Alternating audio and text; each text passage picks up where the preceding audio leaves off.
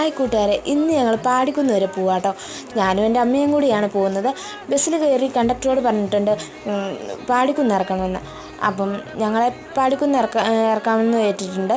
ഞങ്ങൾ ഉത്തരവാദിത്തത്തോടു കൂടി തന്നെ പാടിക്കുന്ന് ഇറക്കുകയും ചെയ്തു. ഗ്യാസിൻ്റെ ഓഫീസും കാണിച്ചു തന്നു.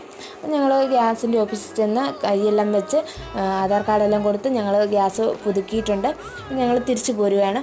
തിരിച്ചു പോരുമ്പം ഞങ്ങൾ ആദ്യം തന്നെ ഓരോ ചോക്കോബാറൊക്കെ മേടിച്ച് പിന്നെ തൊട്ടടുത്തുള്ള ബസ് സ്റ്റോപ്പിലിരുന്ന് കഴിക്കാമെന്ന് വിചാരിച്ചു. അപ്പോഴേക്കും ഉണ്ട് ബസ് ഞങ്ങൾ ചതിച്ചു. ബസ് അന്നേരം ഓടി വന്നു.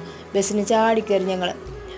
പിന്നെന്ത് ചെയ്യാനാ, ബാക്കിയുള്ള എൻ്റെ ചോക്കോബാർ ഞാൻ കഴിച്ചല്ലേ പറ്റുള്ളൂ. അപ്പോൾ അതിന് ബസ്സിലിരുന്ന് ഞാൻ കഴിച്ച് തീർക്കേണ്ടി വന്നു.